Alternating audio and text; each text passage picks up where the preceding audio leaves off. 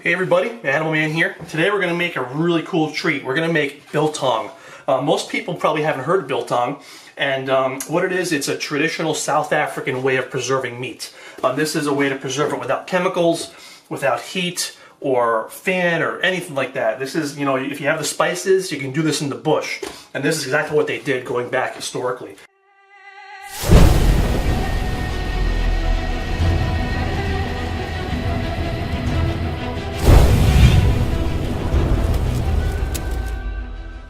So this is a little bit different than the traditional recipe. This is how I like to do it, so it tastes how I like it. So I'm going to show this to you.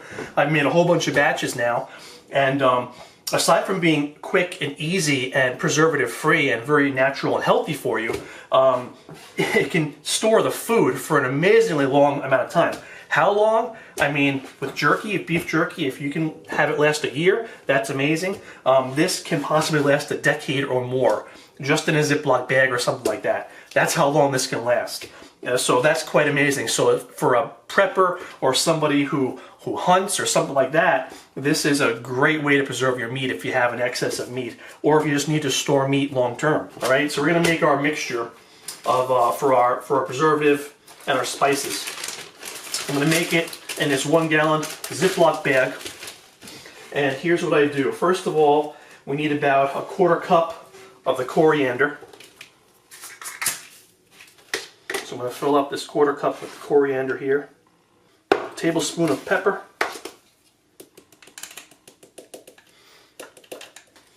1 tablespoon of the salt. I'm going to do 1/2 tablespoon of this brown sugar. I'm going to seal this up, leave some air in there. I'm just going to shake and bake it, mix it all up good.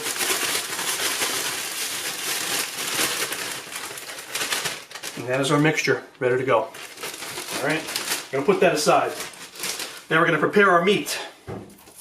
So what meat I've chosen, this is organic beef, and it is top round steak. If you can get it thinner cut, it's better. But if it's thick, this is about a 1/2 inch thick. It's not that big of a deal. And Biltong can be thick. That's totally fine if it's thick. What I'm gonna do is I'm gonna use these scissors. I'm gonna cut this into straight strips that are about 1 inch across. And I'm going to do that to all of it. Then I'm going to trim the fat off the edges if there is any fat. And it's important you get very lean cuts of meat to make your biltong. Fat does not preserve well.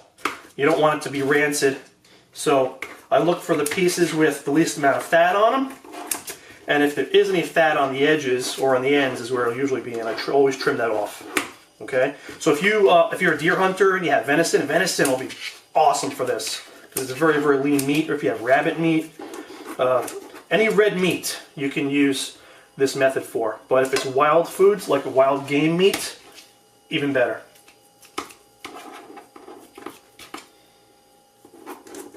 Just trim that fat off. Here's what we're going to do. I'm going to open up our spices. And we're not going to use all this, we're probably going to use about 1/3 of this, that's all it's going to take. And I'm going to dump some out on this cutting board here. That's probably enough. And here's what I'm going to do. I'm going to lay each piece of meat out on here. And I'm going to spray it on each side with the vinegar. Boom. Don't saturate it, just spray it lightly, that's all it needs. So I'm going to take each strip, lay it out here, and all I'm going to do to get the spice on here, first I used to dunk it in there, it gets way too much. You want just a little bit, okay? So I'm going to get my fingers wet from the apple cider vinegar, put my finger in the spice, I'm going to smear it on and rub it in gently. So that you just have, you can see the particles as they go on, and it's just a hint of the spices. You should be able to see a difference, how the meat looks more granular. You can see the spices on there. Flip it over, do the other side. You just see what I'm doing here. Watch. Just rub it right on. See the difference from the meat there and that has none? Watch.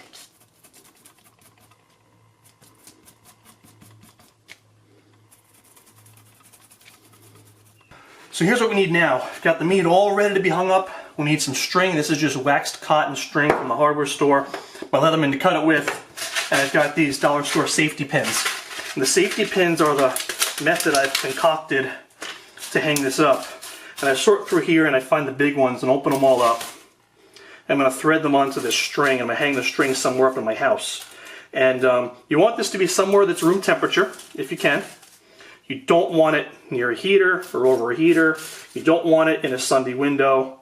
A sunny window.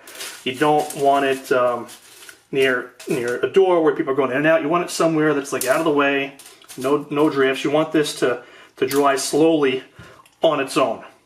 And here comes the meat.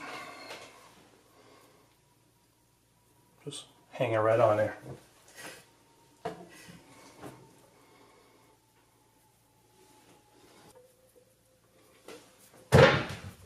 Boom, done.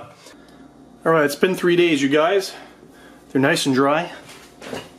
Let's check them. You should hear it kind of crackle when you try to bend it. And it shouldn't have any give. When you squeeze it, it shouldn't feel spongy. It should be pretty solid. So these all look good. And you can over dry them, so you don't want to hang them up too long. These look awesome. I'm going to take them down. Show you guys what to do when you want to use them, when you want to eat them. So it's always best to store dried foods whole and not ground up or cut up. But when you're ready to eat some of your biltong, you're going to take it and get some kitchen shears or scissors or whatever, and I'm going to cut it into little slices. So when we made this, I cut these slices to be dried with the grain, along the grain of the meat. Okay? That way it won't fall apart when we dry it. But then it creates a problem when you want to chew it. It's so tough like this. But when you cut across the grain like this and you cut it into little pieces, now you've gone across the grain, and now this will almost melt in your mouth. You can chew this very, very easily, and it's wonderful. Piece of cake. So that's how I prepare these. And then you can put this in a Ziploc bag, put it in trail mix. You can use this for all different dishes. Instead of fresh meat, you can use biltong meat for anything that you'd use meat for. You can add it to soups and stews. You can add it to ramen noodles. And that's an awesome idea I might try out. Add some of this to ramen noodles. You can see how it comes out. Store it in a Ziploc bag. And these whole can be stored in Ziplocs and Tupperwares. Very, very long storage life on that.